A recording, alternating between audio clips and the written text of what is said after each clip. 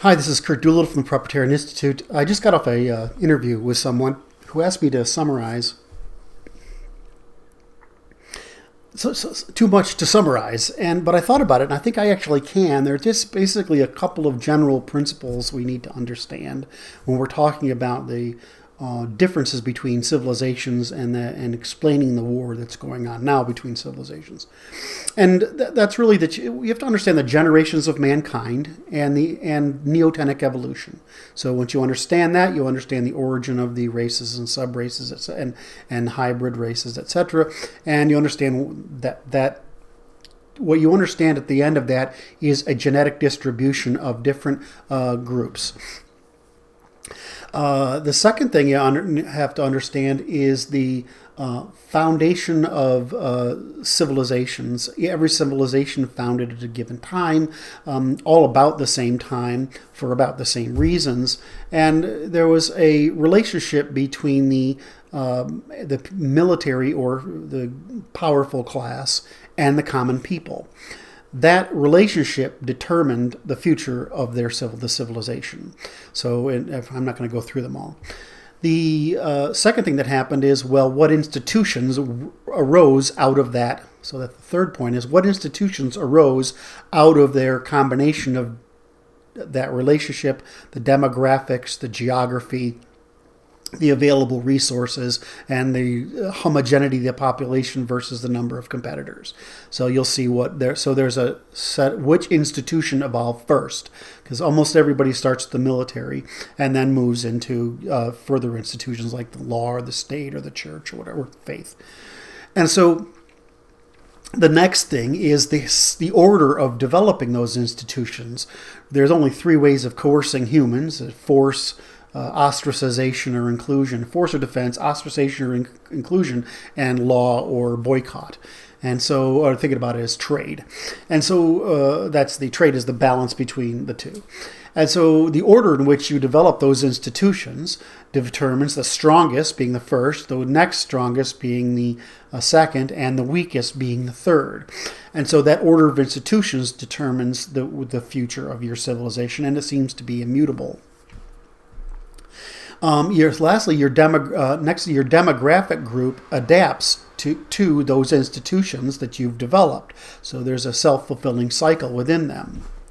So if you know the history of mankind, the demographic distribution of the races, sub-races, or they're hybrid races, the major races and the hybrid races, and if you know you understand neotenic evolution, that these are basically generations as we develop more cognitive agency, which is more lower impulsivity, more domestication, in other words, more self-control, more patience, lower aggression. If you understand that, the difference between the races and if you understand what the relationship was between the, I don't want to use the word aristocracy, but the ruling military and the people, and you understand that usually has to do with what kind of economy they have. If you understand the first institution they chose and then the order of institutions they chose, you can explain the group's evolutionary strategy. And you can also understand why that strategy fulfills the needs of those demographics. In other words, the needs of a 125 IQ population are different from those of a 115 or 100 or a 95 or an 85 or a 75 or a 65, because each of those things represents quite a big difference. Each of those leaps represents quite a big difference in the rate of cognitive adaptation. In other words, how quickly you can learn, and if you can learn, increasing layers of abstractions. So together, these things determine the rate of your group's evolutionary strategy. The primary issue here, so in other words, I've tried to illustrate the dimensions that cause group evolutionary strategies. I have a whole lot on this subject. I'm just trying to sort of condense this into the few rules. If you understand those things, every civilization is explicable. Now, once the civilization has this strategy figured out, they develop reinforcement. In other words, institutions of cultural production. So what they develop is a mythology, a set of rituals, a set of festivals. This is what we think of as religion. They develop a wisdom literature, and that can be rational philosophy in the European sense, or empirical science in the European sense. It can be reasonable philosophy in the Chinese sense.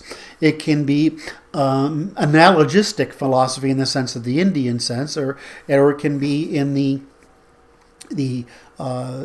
Semitic sense of this authoritarian supernatural stuff, or that they've come at. And those literatures also have an effect. So if you're in China, you develop a truth. You develop face before truth because you can't threaten the state. If you're in Europe, you develop truth before face because you can. If you're in the Semitic world, you develop facelessness, which is that it's still honorable to lie. And if you're in India, they're really beautiful. You develop this tendency to this sort of borderland between European truth before face and Chinese face. So you develop these different strategies. And in Africa, of course, they were still stuck. They're still stuck in magic and traditional culture, where stealing, lying, cheating, and stealing is part of a male's responsibility to his family, clan, or tribe. So this is why truth varies differently. Well, if you start talking about those institutions, the treatment of truth, the development of knowledge, it reinforcing each of those systems, you're going to get rates of evolution that are pretty self-evident. Of course, Europeans drag mankind kicking and screaming out of ignorance, superstition, poverty, hard labor, starvation, disease, and child mortality, early death, the suffering that comes from all of those, and the vicissitudes of nature, and even tyranny. So of course we did it, because it only took us a few hundred years in the Bronze Age, a few hundred years in the Iron Age, and a few hundred years in the Modern Age to drag mankind out of its suffering. So that wasn't very hard for us, but you realize everybody else didn't. They're older civilizations. We're young. We're the youngest genetic group. We're the youngest civilization. We started on the far edge of the Bronze Age. If we were smaller numbers, we just happened to have a pretty good piece of the earth to evolve in, and we developed faster than everybody else. Not first, but faster. Not only faster, but far faster than everybody else. And that's because the rate of computation, in other words, the rate of trial and error and computation of every single activity in the West, was liberated and available to everyone. And this was less true in China, and it was not able to come into being in India, although they had a chance around year 0, and I still don't understand what happened. And in the Middle East, they went the other direction, which is they doubled down on supernatural authoritarianism. And in the face of Islam destroyed every great civilization of the ancient world. They destroyed North Africa, Egypt, the Levant, Mesopotamia, Persia. It destroyed Persia like 3 times. The India, Northwest Indians, which today is Afghanistan. They destroyed the Turkish people. The Turkish peoples were brought into Islam. They destroyed the Anatolians. They destroyed the Greeks. And they would have destroyed Europe if they could gotten in. Thankfully, Europeans got enough together, despite our weak political organization, to cast them out of Spain, cast them out of the Balkans, and to cast the Jews out of England. I mean, if we hadn't done those things, we'd be even in worse condition. So when you look at these civilizational differences, it's just a small number of axes that determine all future states. We think this is extraordinarily complicated, but realistically, it's just physics. If you have combined the physical reality of our differences with the institutions we chose and the rate of computation that's possible in those civilizations, you end up with what we have today as a conflict of civilizations, where China is taking the strategy Europe probably took, which is extraordinarily defensive, but they're highly risk averse. We're highly risk tolerant, Indo-Europeans were, and so we went out and and we only succeeded wherever we displaced everybody, and we've been conquered like all the Indo-Europeans were, wherever they didn't displace everybody. So we've been vulnerable to the Christian destruction of the ancient world, and we're just as equally vulnerable to the Jewish destruction of the modern world that happened all throughout Europe with Germany and Spain, Germany, and Russia, and now America. And we're vulnerable to the Muslim destruction of the modern world through the import of Islam, because that's not a religion. It does not respect the difference between religion rule of law, and the state. And so these things are all combined. They create a monopoly, and they cause the devolution that we've seen ever since the beginning of the 11th century. So that's the basic rules of civilization. You can learn, I mean, it's just as simple as geometry. There's a couple of rules, and that's how it works. And in the end, you get what you get. But you have to understand civilization is a rate of computation of trial and error that we use to continuously continue to adapt, which means we seize more energy and transfer more energy at lower cost, giving each of us more time, more expenditures, more resources, and more opportunities to continue the virtuous cycle of development, which is just technological development is just a continuation of our physical, social, and cognitive and verbal technologies of adaptation to the physical world. Europeans alone and exclusively discovered and adapted to and applied, to, more so than all other civilizations combined, the formal, logical, physical, behavioral, or natural, and evolutionary laws of the universe. We did it. Why did we do it? We didn't do it on purpose. We just did it because we accidentally stumbled on entrepreneurial government, or which is what we think of as democracy, is the government of entrepreneurial warriors. We just developed that. We call it democracy and rule of law. Well, I mean, if you study pirates, you realize that pirates developed democracy too, because that's the only way you can govern pirates. Well, if you look at our ancestors on the steppe, they have carts with yurts on them and lots of and big herds that they have to take out into the dry sea we call the steppe, and they were the same thing as pirates. They went out there, they kept their herds, their capital, which in the case of pirates is a ship, and they raided other people for their cattle, which made them wealthier at a discount. So the ethics of Europeans is the ethic of cattle raiders, and the ethics of pirates, and the ethics of Vikings. And that ethic is what makes what we think of as rule of law and democracy possible, which is the Western civilization's origin, not in individualism, but in the right to self-determination by self-determined means. We reciprocally ensure, in other words, there's no one above us. We're sovereigns. We're individually sovereign. Every man is his own legislature, and he says, I will guarantee everyone else the same right he guarantees me, the right to self-determination by self-determined means. From that, everything else happens. So the only way to resolve differences is by test of reciprocity against demonstrated interests, and the only way to resolve disputes is by testimony in court before a jury of your peers, and the only way to develop political commons is to vote democratically by the people who are mutual insurers to produce those commons. So, excuse me. That's the secret of Western civilization.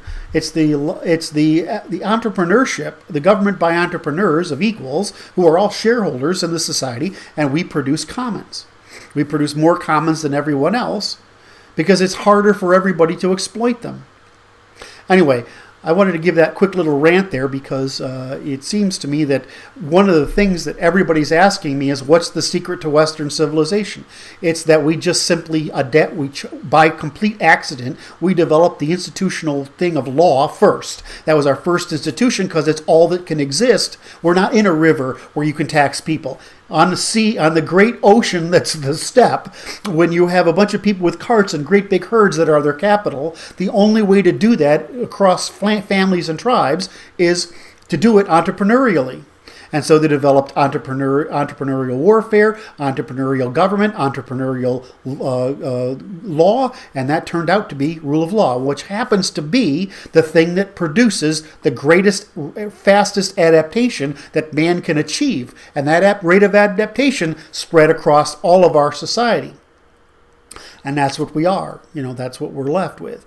And there's a war by this war that occurred at the Indo-European expansion between us and the religious Middle East, which is regressive, and we are progressive. In other words, we're evolutionary, and they're devolutionary. They for some reason can't tolerate it. I'll go into why that reason is later on. Anyway, my summary of the primary factors of differences between civilizations neotenic evolution as we spread, creating a distribution of generations of different, what we call median IQs, but which is just a measure of the rate of cognitive adaptation, because it's the rate of variation in the rate of domestication, and domestication produces lower aggression in exchange for higher agency. Those groups were distributed. They developed. There was some relationship between the ruling military and the people, the peasantry, or so to speak, the common people during the age of state formation. The order of which the institutions they chose, the first institution they chose, anchored the rest. The order of which they chose the rest of their institution anchored the rest. The set of rituals, holidays, mythologies, wisdom literatures, and methods of argument that they use to persist those strategies over time, and the truth or falsehood, or the degree of lying and truth that came out of it. This hierarchy developed a distribution of rates of evolution that are the primary differences between our civilizations.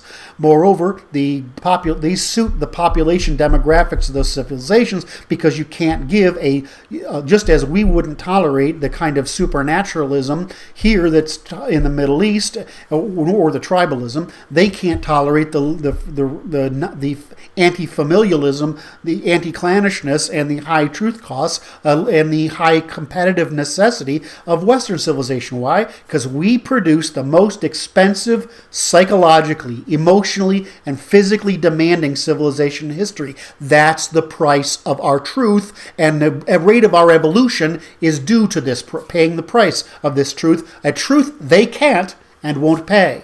Once you understand that, this is just humanity writ large. It's a simple number of rules, and the game is over. There's no more lies. That's the secret of my work. No more lies. Thanks for listening. It's Kurt Doolittle from Propertarian Institute of Natural Law.